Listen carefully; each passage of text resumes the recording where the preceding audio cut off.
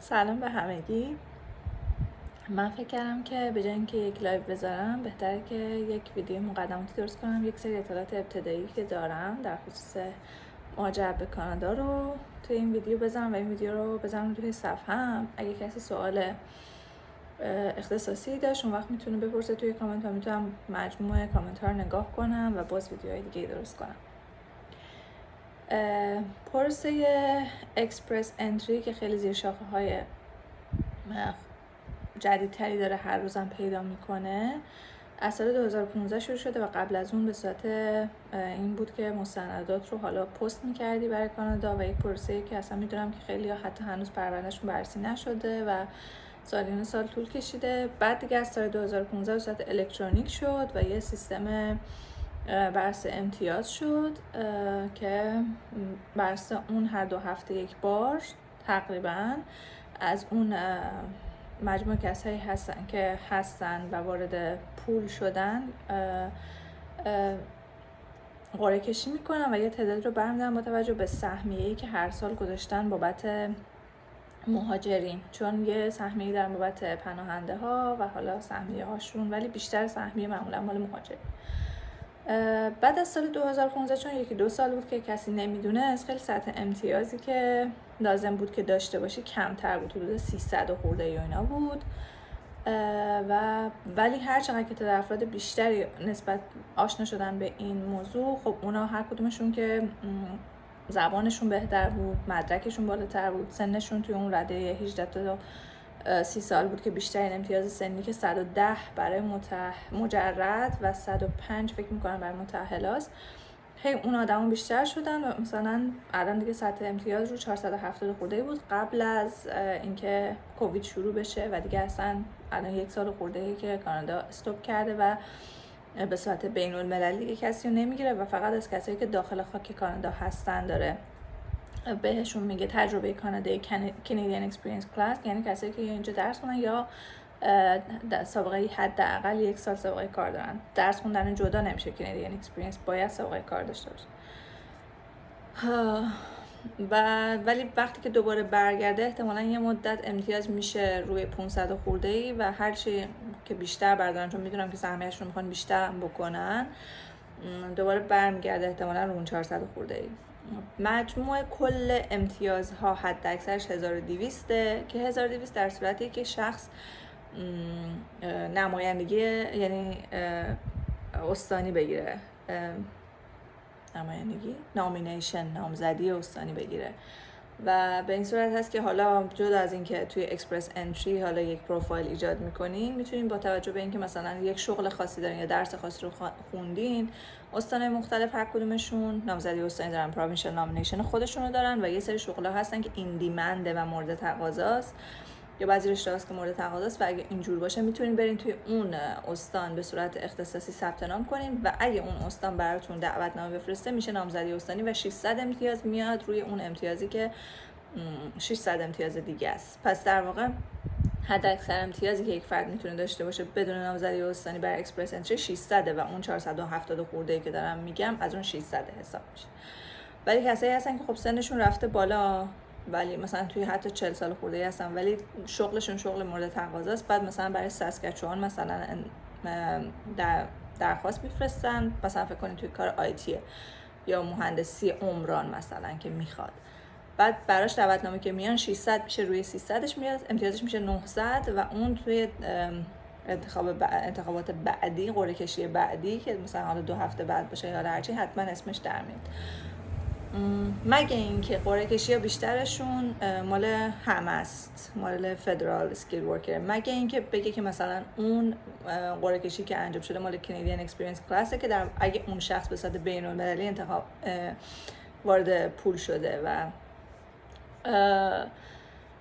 مثلا از داخل کانادا نه درس خونده نه کار کرده، مثلا اون شخص شاملش نمیشه، باید دوباره 2 هفته دیگه صبر کنه که مثلا بشه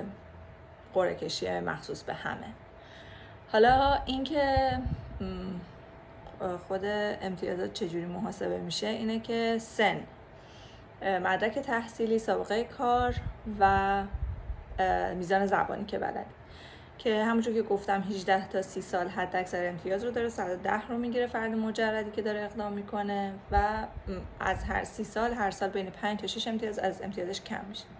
برای مدرک تحصیلی هم که خب طبیعتا هر چقدر مدرک تحصیلی بالاتر باشه، ارشد، دکترا، ولی اینجوری محدودیت نداره، یعنی کسی هم که دیپلم هم داره میتونه ثبت نام کنه و میتونه وایسته ببینه که امتیاز زبانیش رو مثلا اگه داره بگیره. چون کسی که امتیاز مثلا زبان انگلیسی رو کامل بگیره، آیلتسش مثلا 8 به بالا باشه و اگه بتونه فرانسه هم B2 به بالا بگیره، یک امتیاز ترکیبی داره که میگیره. یه سری امتیازهای معمولی داره، یه سری امتیاز ترکیبی. مثلا میگه هم زبانت خوبه، هم مدرک تحصیلی بالا داری، هم زبانت خوبه، هم تو کانادا درس خوندی، یا هم زبانت خوبه یه مدرک خاصی داری مثلا از کانادا یا کار کردی توی کانادا. اینا رو بهشون میگن امتیازهای ترکیبی. یا مثلا اونجا آشنا داری یا همون نامزدی استانی یا پیشنهاد کار که خیلی به ندرت پیش میاد کسی داشته باشه. اینا هر کدومش یه مقداری امتیاز حساب میکنه، اضافه میکنه به امتیاز. بنابراین کسی که زیر 30 سال باشه، ارشد داشته باشه و بالای 5 سال سابقه کار داشته باشه، فکر میکنم کسیه که با زبان خوب، حتی اگه زبان دوم نداشته باشه که میتونه، فرق نمیکنه، زبان اول میتونه فرانسه یا انگلیسی باشه، هیچ اجباری وجود نداره. اون شخص اگه زبان انگلیسی هم خوب باشه، یعنی آیلتس 8، میدونم که نمره کامل میشه آیلتس لیسنینگ 8 و بقیهش 7 یا 7.5، یه چیزی تو این مایه ها. یعنی لازم نیست که 9 بگیره آیلتسشو که امتیاز کامل شده باشه. بعد اون شخص بیشترین امتیاز رو میگیره، مثلا میشه 500 شاید یا 480 90 مثلا. حالا اگه بتونه، اگه امتیاز بالاتری لازم داشته باشه، یعنی مثلا سنش رفته باشه بالا، میتونه اگه لیسانس داره سعی کنه ارشد بگیره حالا توی ایران، یا اینکه بره ببینه که شغلش مورد درخواست هست توی یه استانی، یا مثلا کسایی که زبان اولشون فرانسه است میتونن فرنچ استریم اونتاریو رو هم ثبت نام کنن و ممکنه براشون دعوتنامه بفرسته، بعد ثابت کنن که میخوان توی اونتاریو بمونن. و این چه جوریه؟ مثلا اینکه مثلا خانواده داشته باشه که توی اونتاریو زندگی میکنن، یا بتونی دعوتنامه از کاری بگیری از اونتاریو، یا مثلا بگی که من میخوام بیام اونتاریو زندگی کنم، یعنی مثلا یا قبلا یا مثلا میدونم مال کبک، که البته کبک شامل اکسپرس انتری نمیشه، میخواین اقدام کنین که برین کبک، جداست اکسپرس انتری کبک که اصلا پروسش فرق میکنه کلا. ولی اون مثلا برای اینکه ثابت کنی که مثلا میخوای کبک بمونی، حتی اگه به عنوان توریست مثلا 2 روز اومده باشی مونده باشی، هم میتونی توی پروندهت بگی که اوکی من 2 روز اومدم موندم کبک و اون برات سابقه اونجا موندن و نیت به اونجا رفتن ثابت محاسبه میشه. خلاصه این محاسبات رو که انجام میدین، هر شخصی میدونه که امتیاز خودش حدودی چقدر میشه. بعدن خود سیستم وقتی که اطلاعات وارد میکنه دقیق براتون حساب میکنه. بعد نکته خوبی که وجود داره برای کبک هم این هست، اول ازتون مدارک نمیخواد، تنها چیزی که میخواد اون لحظه‌ای که میخواین ثبت نام کنین اینه که آیلتستون رو امتحان داده باشین یا تسفتون رو و کارنامه‌تون اومده باشه، چون شماره کارنامه رو باید اونجا وارد کنین، و مدرک تحصیلیتون حالا هر چی که هست رو فرستاده باشین. وز میدونم که یک WES World Education Services، یا میدونم که چند تا دیگه هم هستن که کانادا، دولت کانادا اونا قبول میکنه، ولی میدونم که همه تقریبا میفرستن برای وز. مدرکتون رو فرستاده باشین اونجا، نزدیک $300 کانادا هم فکر کنم هزینه برابرسازیش میشه و برابرسازی میکنه براتون، یه کارنامه توری میده، یه برگ میگه که مثلا ارشد شما معادل ارشد کاناداست و این رو هم باید داشته باشین، وگرنه به غیر از این پروفایل براتون حتی اگرم درست بکنه میگه که رد شدین، ریجکت شدین همون لحظه اول و پروفایلتون رو قبول نمیکنه، چون میگه که مدرکتون از کانادا گرفتین، میگین نه، میگه خب برابرسازیش کردین، میگین آره، و اون موقع میگه خب حالا شماره اون کد رفرنس برابرسازی تو بده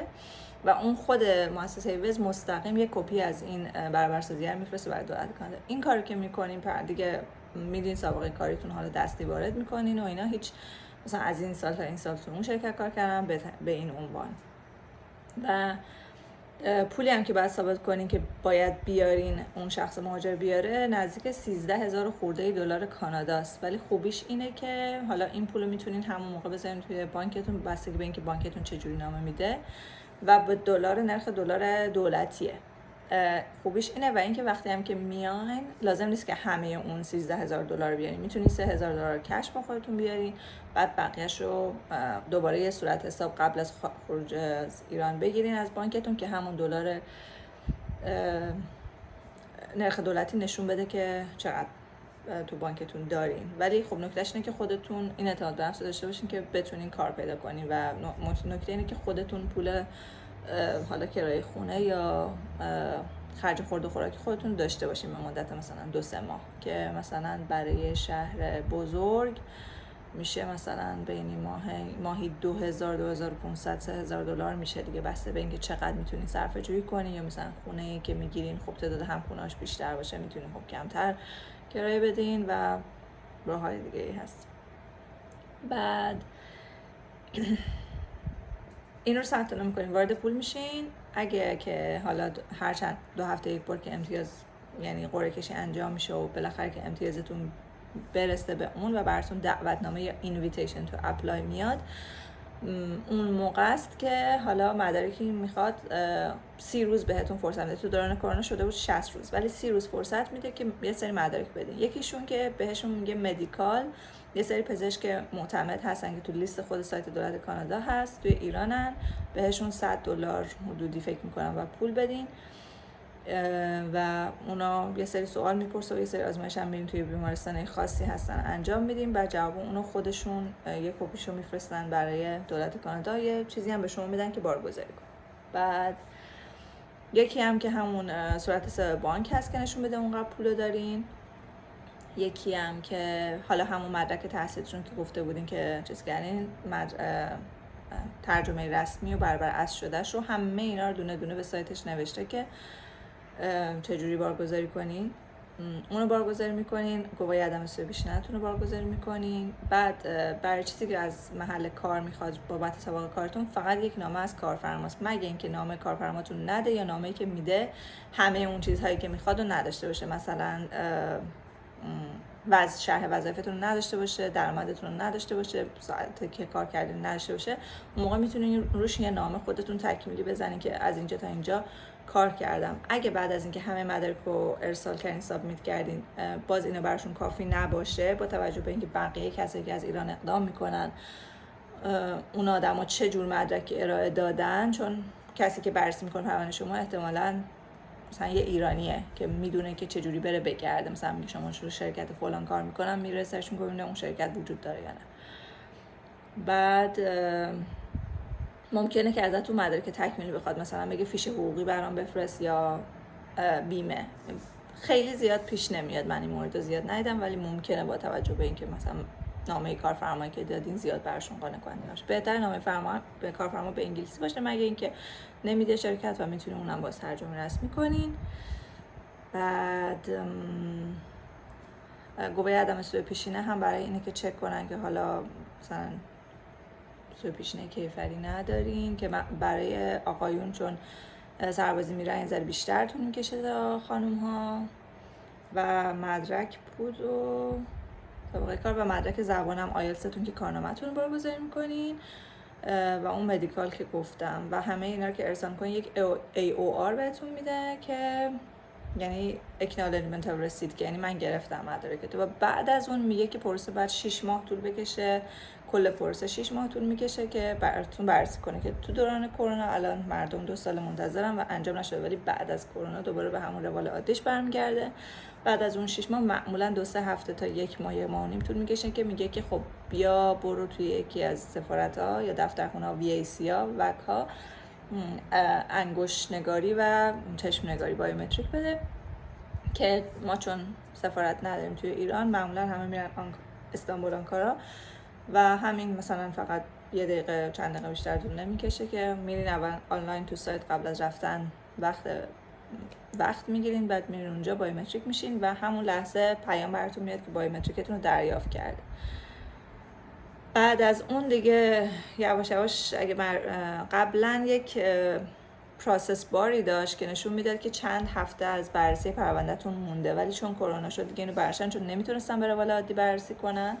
و مثلا شما میدیدین که مثلا مدیکالتون داره پاس میشه، مثلا اونجا میدیدین که پروندهتون داره شکلش تغییر میکنه و متوجه میشدین که دارن بررسی میکنن. اگه چیزی ازتون میخواستن ادیشنال بهتون نامه میزنن. اگه شما تغییری دارین، مثلا ازدواجی، طلاقی، بچه‌ای،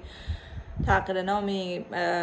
تمدید پاسپورتی، هر چیزی، شما میتونین یه وب فرم براشون بزنین بگین فلان اتفاق افتاده، مدارکو براشون بارگذاری میکنین که اونو خودشون دیگه تغییرات تو پروندهتون میدن. اگرم از شما مدرکی بخوام باز با وب فرم براشون ارسال میکنین و نهایت این میشه که میگه که اوکی همه چیتون بررسی شده و میگه که پاسپورتتون بفرستین که اون ویزای یک بار ورود رو براتون بزنن. COPR هزینه رو فراموش کردم. هزینهش $1000 بود تا PR سال. فکر میکنم از پارسال شده $1400 کانادا. $500 حق بررسی پرونده است، مثلا حدودی 400 خورده دلارش هم الان البته دیگه بیشتر شده، حق همون شهروندی و پرمننت رزیدنسیه. یه 85 دلار هم بابت همون بایومتریک میگرفت، یعنی اونجا میرین دیگه لازم نیست کشی چیزی بدین، خودش میدین به دولت کانادا و حالا خودشون اون کار میکنن. خود دولت کانادا نوشته که لازم نیست همه پولو یک جا بدی، میتونی مثلا حق شهروندی رو ندی، فقط حق بررسی پرونده و بایومتریک رو بدی. ولی نکتهش اینه که کسایی که همه پولو یک جا میدن پروندهشون زودتر بررسی میشه و برای منم همینجوری بوده، برای خود من همینجوری. و کسایی هستن بستگی داره به کشور و نوع پرونده و اینا، مثلا 4 ماه پروندهشون بررسی شده یا مثلا 6 ماه 7 ماه. میگم اینا همش قبل از کووید.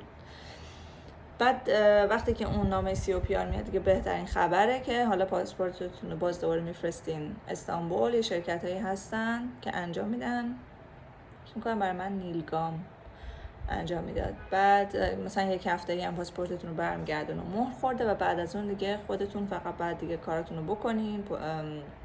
خونه اجاره کنین، کاری که میگه بهتون رو انجام بدین، بلیت بگیرین و دیگه بیاین و اگه کار پیدا نکردین که شروع کنین دنبال کار گشتن. اگه دوره قراره بگذارین، میخواین برین دانشگاه، هر کاری که بخواین دیگه به عنوان شهروند میتونین انجام بدین.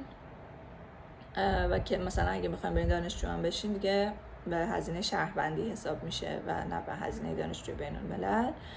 و میتونینم کار نکنین اگه پول دارین